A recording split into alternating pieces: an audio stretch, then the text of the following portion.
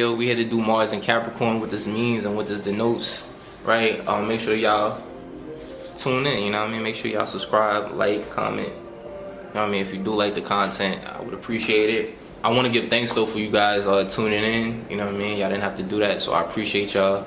And I just want to give my gratitude.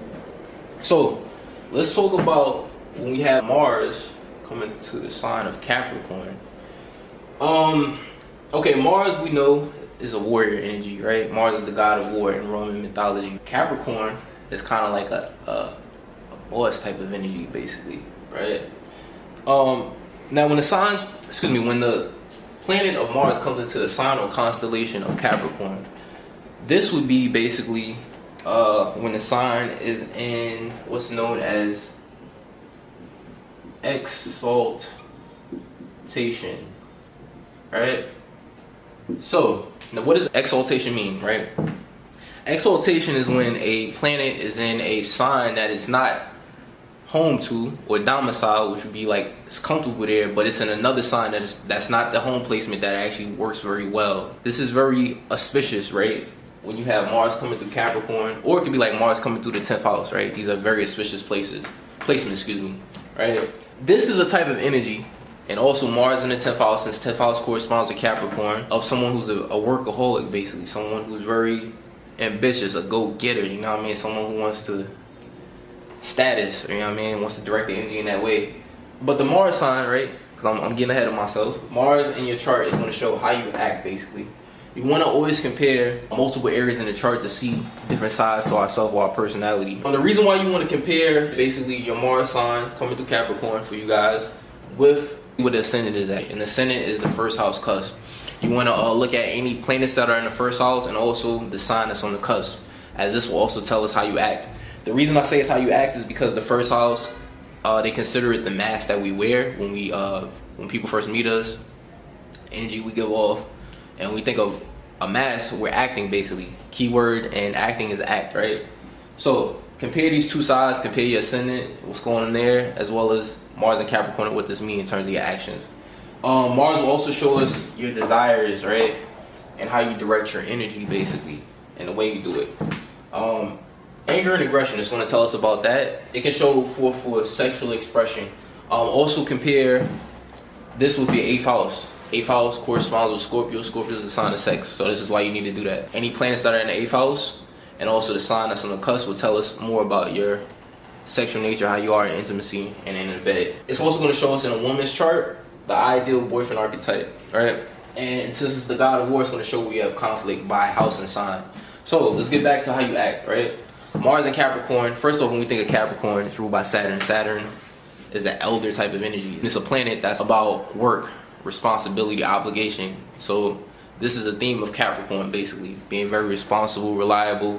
Wherever Capricorn actually is in your chart is going to show where you are responsible, reliable, or you need to be responsible and reliable in terms of the house that it's in. Houses are areas of life.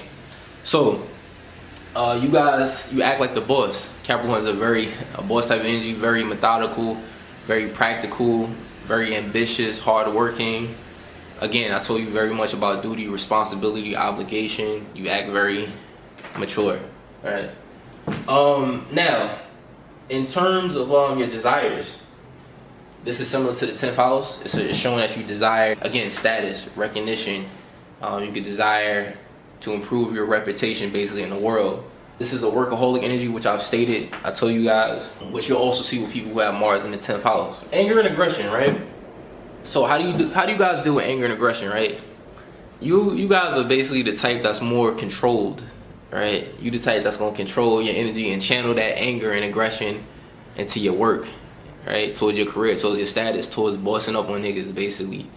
And that's how you basically, it's like success basically, and winning could be, you know, how you deal with your anger and aggression, wanting to boss up on people, right? And you'll see that with Mars in the 10th house too, you know what I mean? You channeling that anger and you know what I mean, that energy into your work, and know how to control your energy when you're angered, right? Sexual expression.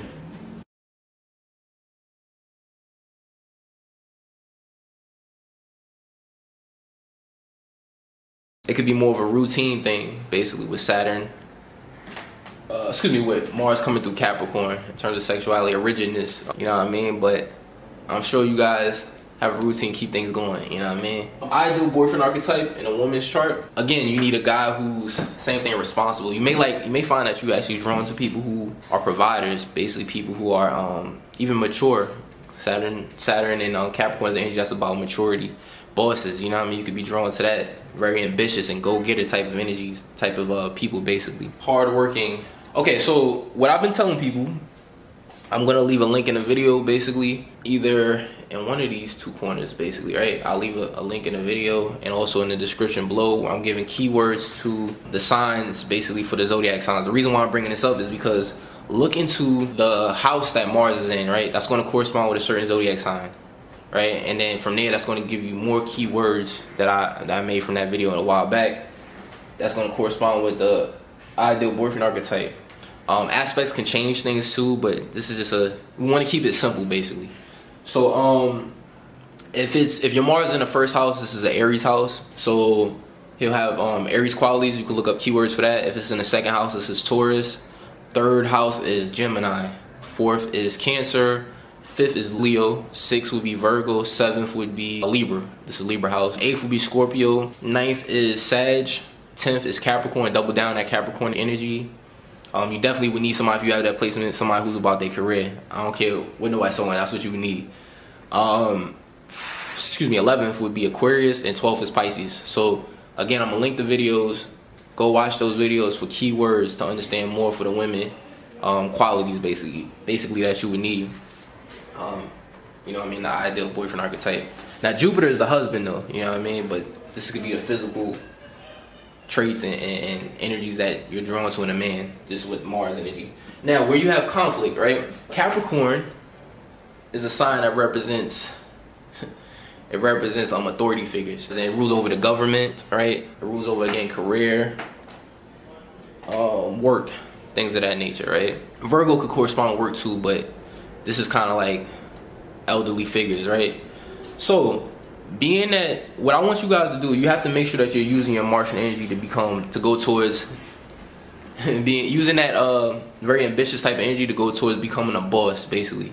And even if it's not a boss, this could be a good manager, a good supervisor, but somebody that's in a head position is saying that you need to be in that position. The reason being is because if you don't use your Martian energy, the energy is going to be prevalent.